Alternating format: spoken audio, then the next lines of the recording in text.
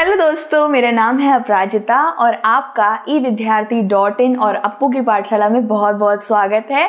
और सबको भाई मेरा प्यार भरा नमस्कार। उम्मीद है आप सब अच्छा करो, बिल्कुल ठीक हो और बिल्कुल स्वस्थ हो। तो दोस्तों हमने पाठ नंबर 2 जो आपकी भूगोल की किताब से था, जो है आपका हमारी पृथ्वी के अंदर, तो ये वाला पूरा का पूरा पाठ मैंने करवा दिया दोस्तों। सारे के सारे अलग अलग विषय जितने भी थे सारे करवा दिए। बिल्कुल फिक्र करने की बिल्कुल भी जरूरत नहीं है, आप जाके आराम से देख सकते हो। और आज जो हम करने जा रहे हैं वो है इस पाठ के प्रश्न उत्तर। ठीक है, तो हम जल्दी से इस पाठ के प्रश्न उत्तर को हम लोग शुरू करते हैं। दोस्तों मैं एक चीज आपको बस बताना चाहूंगी शुरू करने से पहले, वो ये है कि अगर आप पाठ को अच्छे से अभ्यस्त कर लेते हैं, उसे अच्छे से पढ़ लेते हैं और उसके बाद आपको पता कर रहे हैं कि आप पाठ कुछ भी पकड़ लो, कुछ भी मुझसे सुन लो, मैं हमेशा अब बता दूंगा, कुछ भी मुझसे प्रश्न कर लो, मुझे सब याद है, सब कंठस्थ है। तो ये चीज अगर आपको पता करनी है ना, तो आप अपने प्रश्न उत्तर जो है अपने पाठ्य पुस्तक के, बस उसको अच्छी तरीके से अभ्यास कर लो। ठीक है, बाकी आपको कुछ भी अलग से करने की जरूरत नहीं है। हाँ, मुझे पता है बहुत से बच्चे अलग से किताबें पढ़ते हैं, अलग से कोशिश करते हैं कि मैं और अच्छे से पाठ को करके जाऊं, सैंपल पेपर वगैरह बहुत चीजें आप लोग करते होगे अभ्यास। लेकिन अगर आप सिर्फ और सिर्फ अपनी पाठ्य पुस्तक की प्रश्न उत्तर को ही अभ्यास कर लोगे तो वो ही बहुत है, उसी में आपके बहुत अच्छे नंबर आ जाएंगे। ये बिल्कुल ऐसी है कि एक सब्जी बनाओ, सब्जी दिखने में तो अच्छी लग रही है लेकिन उसे चखना तो जरूरी है ना। तो ये बिल्कुल ऐसे ही है कि पाठ अच्छे से तो हमने पढ़ लिया है लेकिन चखना जरूरी है उसे, तो वो प्रश्न उत्तर करके आप मतलब कर सकते हो। ठीक है, तो वही शुभारंभ कर लेते हैं प्रश्न उत्तरों का। सबसे पहला प्रश्न क्या है दोस्तों, निम्न प्रश्नों के उत्तर दीजिए। पृथ्वी की 3 परतें क्या हैं? तो दोस्तों पृथ्वी की 3 परतें हमने सारा पढ़ा है। एक चीज बतानी है और कि यार सारे के सारे पाठ का जितने भी विषय हैं उसको पढ़ के फिर जाके ये प्रश्न उत्तर करना, वरना पहले से बिना पढ़े आप ऐसे आके प्रश्न उत्तर करोगे, आप बिल्कुल उत्तर नहीं दे पाओगे। ठीक है, तो प्रश्न उत्तर पाठ के बाद करने हैं। ठीक है, तो पृथ्वी की 3 परतें जैसे आप जानते हो, वो सबसे पहली भूपर्पट्टी सबसे ऊपर रहती है जो, और ये सबसे पतली होती है, और सबसे पहली जो आप कह सकते हो परत होती है वो ये होती है। दूसरी होती है मेंटल, उसके बाद में जो आती है, और तीसरी होती है कोण। ठीक है, तो यहाँ पे अगर आप देखो ये बिल्कुल अंदरूनी कोण है, ये कोण है, ये मेंटल है और ये भूपर्पट्टी है जिसपे हम लोग रहते हैं।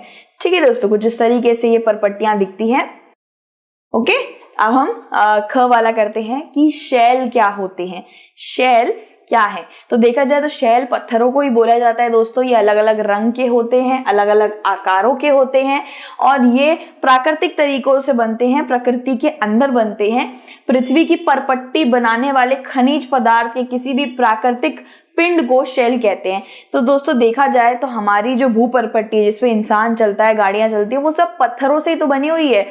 और पत्थर इंसान ने नहीं, पहले से प्रकृति बना के बैठी हुई थी। ठीक है, तो एक तरीके से देखा जाए ऐसे भी बहुत से पत्थर होते हैं जो खनिज होते हैं, खनिज की तरह इस्तेमाल करे जाते हैं, और ऐसे भी बहुत से पत्थर होते हैं जो इमारतों में, खेल कूद में इस्तेमाल करे जाते हैं। इनके बहुत सारे रंग होते हैं और इनके अलग अलग आकार होते हैं।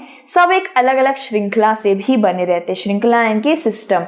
ठीक है, तो ये आप इस तरीके से अपना एक उत्तर बना के लिख सकते हो कि पत्थर असल में होते क्या है।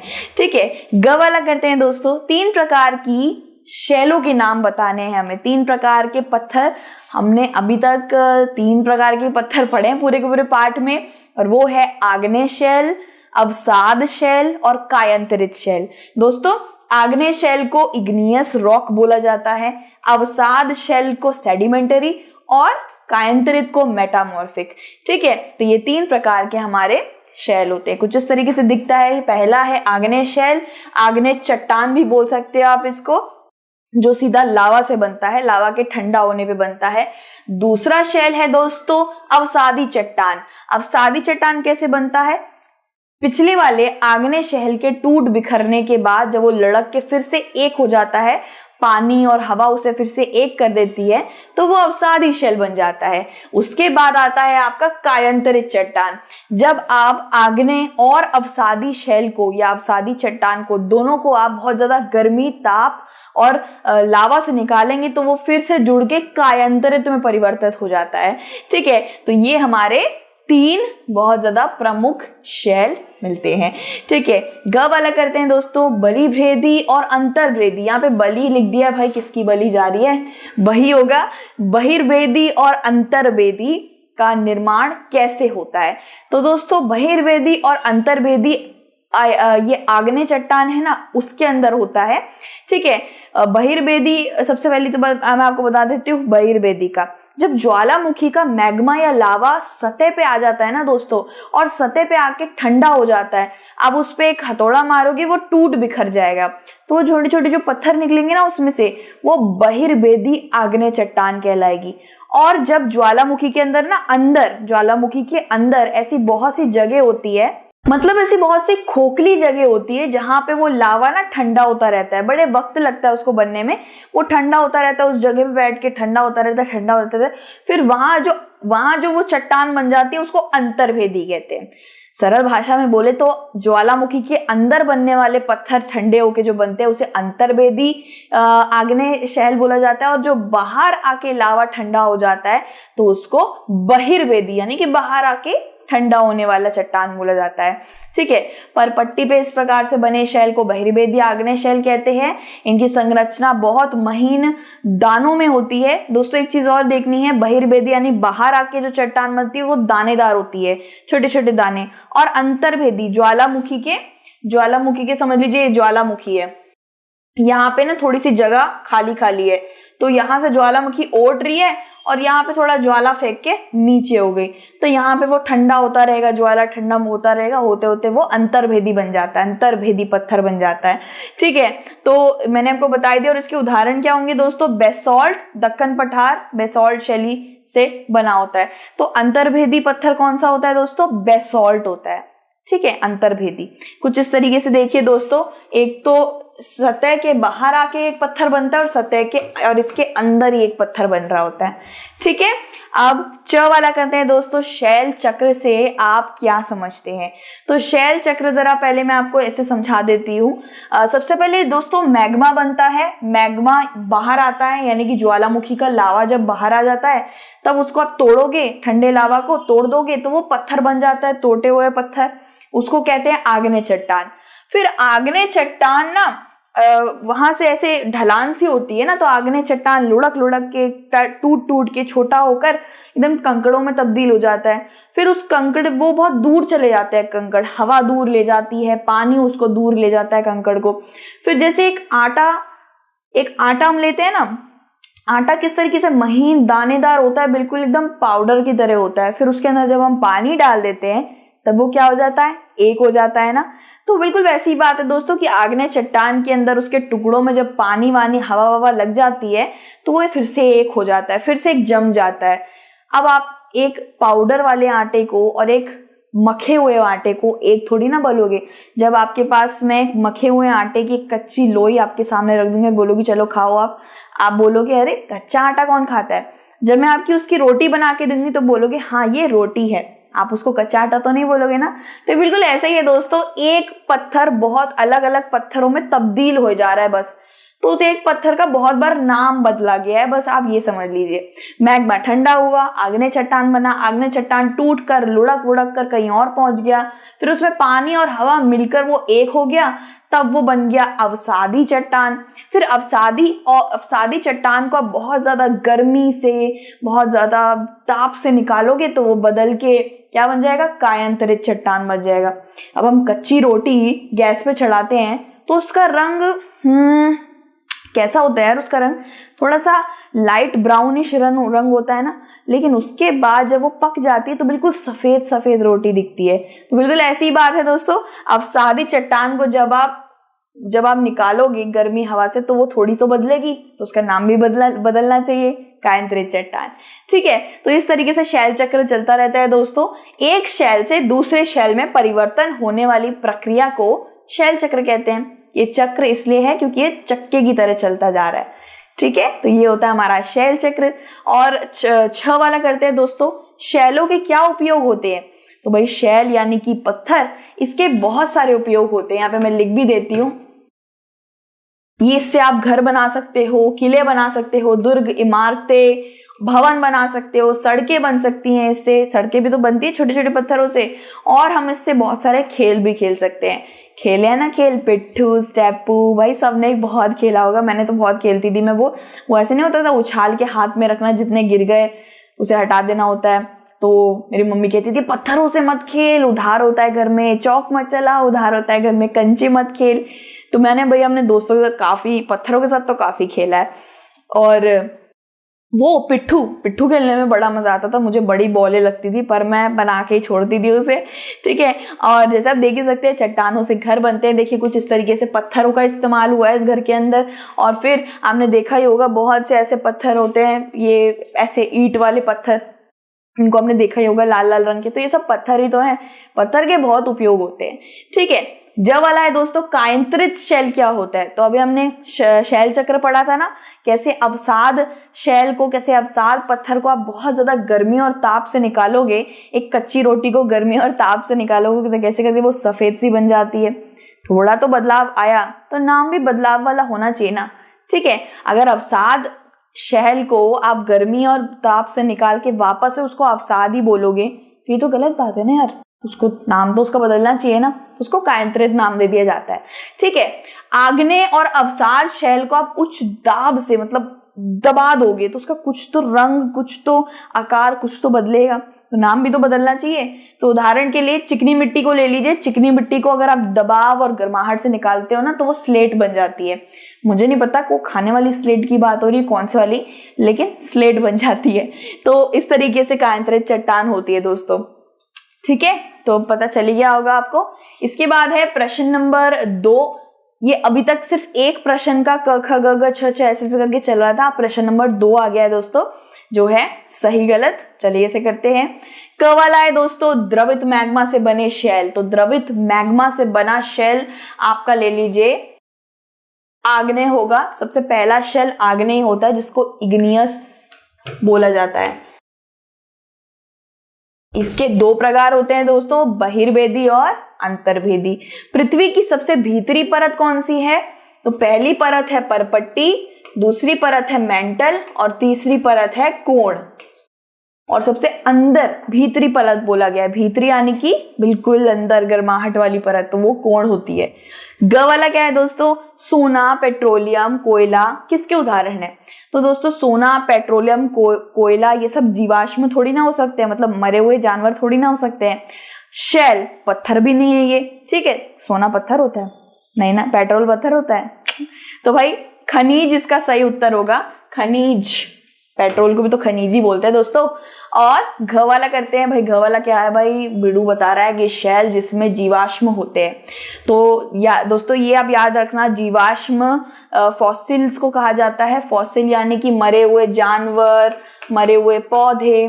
तो ये कौन से पत्थर के साथ मिल जाते हैं दोस्तों, जब आग्नेय चट्टान टूट जाती है और टूट के वो जब जुड़ रही होती है, जैसे हम आटा माखते हैं ना, कैसे करके पानी से माख देते हैं, तो कभी कभार उसमें गंदगी और घून वगैरह भी एक साथ आ जाते हैं।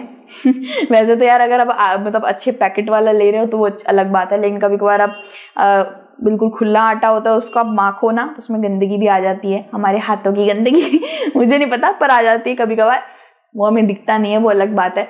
तो बिल्कुल वैसा ही मैं आपको उदाहरण के लिए समझा रही हूँ, बस घर में रोटी खाना मत छोड़ना। तो भाई अवसाद, जब अवसाद पत्थर बनने जा रहा होता है ना आग्नेय से टूटकर, तो उसमें पानी मिल रहा होता है, तो वो जब एक हो जाता है तो नीचे बहुत सारे कीटाणु, मरे हुए जीव, पौधे वगैरह जब वो जुड़ते हुए वो भी साथ में आ जाते हैं। तो भाई जीवाश्म जो होते हैं ना, मतलब मरे हुए जानवर, पेड़ पौधे, तो ये सब आपको सिर्फ अवसादी शैली में ही मिलेंगे, ठीक है। ड़ वाला है पृथ्वी की सबसे पतली परत कौन सी है। तो पतली परत, सबसे पहली परत वो है भूपर्पट्टी, ठीक है। सबसे पतली परत है भूपर्पट्टी जिसपे हम लोग रहते हैं, ठीक है। इसके बाद भाई प्रश्न नंबर 3, निम्नलिखित स्तंभों को मिलाकर सही जोड़े बनाने हैं भैया में। चलिए शादी के जोड़े बनाए, ठीक है। कोण दोस्तों अभी अभी करा था, भूल गए। कोण सबसे अंदरूनी परत होती है जिसमें हम जाने का सोच भी नहीं सकते, जाएंगे तो हड्डियां भी नहीं बचेंगी, ठीक है। तो यार कोण का ये होगा यहाँ पे मैं ऐसे काटा कूटी पूटी कुछ नहीं लगाने वाली, वरना आपको कुछ समझ नहीं आएगा। यहाँ पे मैं क लिख देती हूँ। खनिज दोस्तों, खनिज ये बड़ा मतलब ऐसी बात है कि भगवान कैसे बने हैं, शिव जी कैसे बने हैं, ये बिल्कुल ऐसी बात है। हमें नहीं पता भाई शिव जी की उत्पत्ति कैसे हुई, वो आदि है ना, उनका अंत है, वो अनंत है, ऐसे बोलते हैं ना हम लोग। तो खनिज का भी हमें कुछ नहीं पता रे, हम लोग को खनिज का कुछ नहीं पता, क्योंकि अलग ही अपना रासायनिक मिश्रण से बनता है, इसका हम लोगों को कुछ पता ठिकाना नहीं है। तो खनिज का है, इसका एक निश्चित रासायनिक मिश्रण होता है। तो भाई खनिज का लिख देते हैं यहाँ पे ख। अब करते हैं शैल। दोस्तों शैल का यहाँ पे देखते हैं क्या है, स्लेट में बदलता है, सड़क। हाँ, शैल यानी कि पत्थर। मैंने आपको हमेशा बताया दोस्तों, अगर शैल समझने में दिक्कत हो रही है तो शैल की बजाय पत्थर भी लिख सकते हो आप। तो पत्थर भाई इमारतें बनाने में, खेल कूद में, बहुत चीजों में इस्तेमाल होता है। तो यहाँ पे ये ग लिख देते हैं, सड़क एवं इमारतें बनाने के लिए उपयोग होता है। इसके बाद है दोस्तों चिकनी मिट्टी।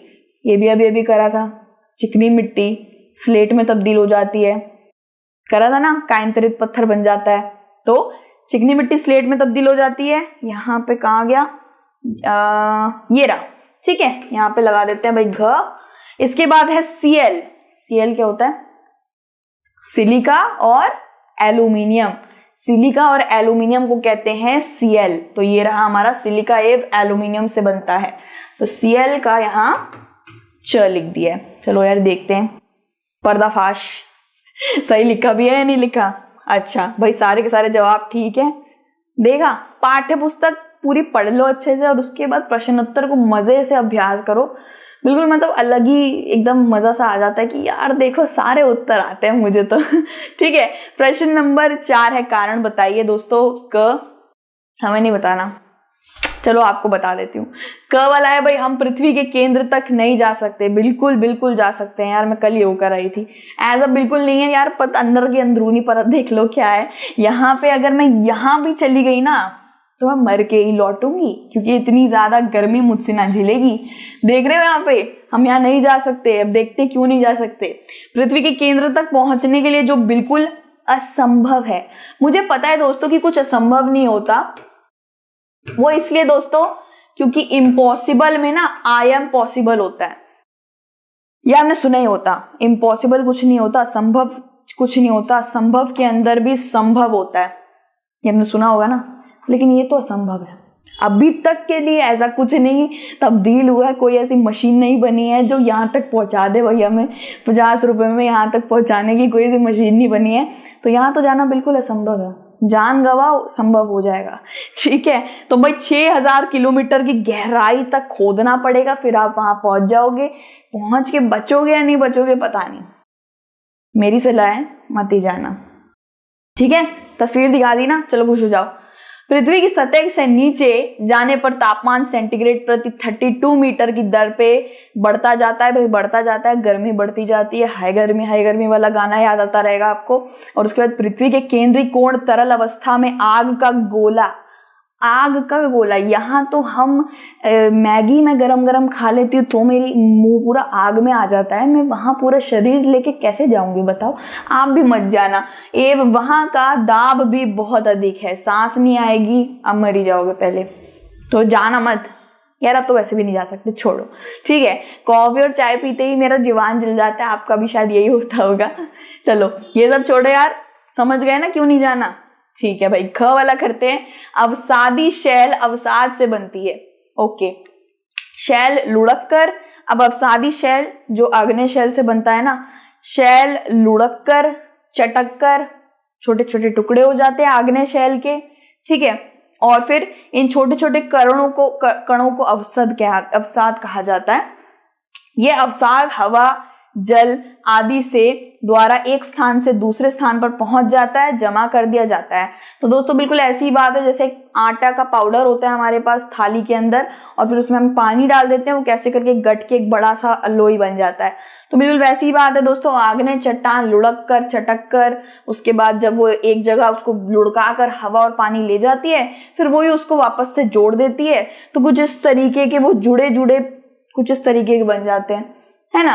अगर आप कांच को तोड़ोगे और फिर जोड़ोगे तो बिल्कुल असली एकदम नया थोड़ी ना बन जाएगा, उसमें थोड़े बहुत क्रैक वगैरह थोड़े निशान तो आपको पक्का दिखेंगे।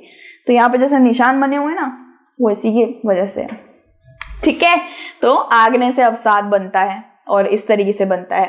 पहले समझ लीजिए ये आग्नेय चट्टान है, ये टूट गया टूट गया टूट गया टूट गया टूट गया भाई, टूट जा टूट जा टूट जा, और फिर लुढ़क लुढ़क कर ज्वालामुखी के पहाड़ से लुढ़क लुढ़क कर कहीं और पहुंच गया, लुढ़क कर ये एक जगह इकट्ठा हो गया और फिर ये एक साथ हो गया, हवा पानी सब ने इसको एक कर दिया और फिर ये क्या बन गया, अवसाद बन गया। दब कर एवं कठोर होकर वो शैल की परत बना देता है और ये परत दर परत ऐसे पहाड़ियां बन जाती हैं। पहाड़ी भी बनती है, पत्थर भी बनते हैं, ठीक है। वो उस पे निर्भर करता है कि कितना टूट टूट के आ रहा है, जितना टूटेगा उतना बड़ा ये जमा होकर उतनी बड़ी चीज बन जाएगी, ठीक है। तो भाई बलुआ पत्थर इसका बहुत बड़ा उदाहरण है। बलुआ पत्थर कुछ इस तरीके से दिखता है, लाल रंग का दिखता है। मुझे लगता है कि लाल किला बलुआ पत्थर से ही बना हुआ है, लाल रंग का। इन शैलों में पौधे जानवर वानवर, मैंने बोला था ना ये टुकड़े होने के बाद ये जब जमा होते हैं तो पौधे जानवर नीचे जो भी होता है वो भी जम जाते हैं, ठीक है। जीवाश्म कहते हैं उनको, ठीक है दोस्तों। ये वाला कर लिया। ग वाला करते हैं। चूना पत्थर संगमरमर में बदलता है। चूना पत्थर एक अवसादी शैल है, ये आपको याद रखना है, ये अवसादी का उदाहरण है। अवसादी शैल उच्च ताप एवं दाब से अगर आप उसे निकालेंगे, अवसादी शैल यानी कि चूना पत्थर को निकालोगे तो वो आगे जाकर क्या बन जाएगा, संगमरमर बन जाएगा, मतलब कि कायांतरित पत्थर बन जाएगा, ठीक है। चूना पत्थर भी उच्च ताप एवं दाब के कारण संगमरमर बन जाता है। ये आपका चूना पत्थर है, इसको आग ताप दबाव से निकालोगे तो ये क्या बन जाएगा, संगमरमर बन जाएगा, जिससे ताजमहल बना हुआ है। और इस संगमरमर पत्थर को बोलते हैं कायांतरित पत्थर। चलो एक उदाहरण दो, अवसादी पत्थर का उदाहरण दो। क्या लिखोगे, चूना पत्थर, कायांतरित का दो, क्या लिखोगे, बोलो यार क्या बोलते हैं इसको, मैं खुद ही भूल गई। संगमरमर की मूर्त, नहीं संगमरमर का पत्थर, ठीक है। और अवसाद पत्थर का एक और उदाहरण दो, बलुआ पत्थर, ठीक है। आग्नेय से टूट टूट कर एक हो जाता है तो क्या बन जाता है, बलुआ पत्थर बन जाता है ना, ठीक है। चिकनी मिट्टी स्लेट बन जाती है। ये सभी तो करके पढ़ा था ना, पर इन सबके ना उदाहरण अच्छे से याद कर लेना आप लोग, ठीक है। तो भाई यहाँ पे हमारे सारे प्रश्न उत्तर हो गए हैं, जाके पाठ्य पुस्तक में देखो, सारे प्रश्न करा दिए हैं मैंने, ठीक है। चीटिंग नहीं चलेगी, फिर आप बोलो अरे मैम एक रह गया ठीक है। सारे प्रश्न उत्तर करा दिए, जो रह भी गए होंगे वो ज्यादा महत्वपूर्ण नहीं थे इसलिए शायद छोड़ा होगा, इसलिए भाई हमको जाने का मौका दीजिए। अब अलविदा कहेंगे भाई, आपको दूसरी वीडियो में भी तो आना है। तो भाई जल्दी से मिलते हैं दूसरी वीडियो के अंदर। अपना ध्यान रखना, ऐसे खिलखिलाते रहो यार, हंसते रहो, और God bless you everyone, take care, bye.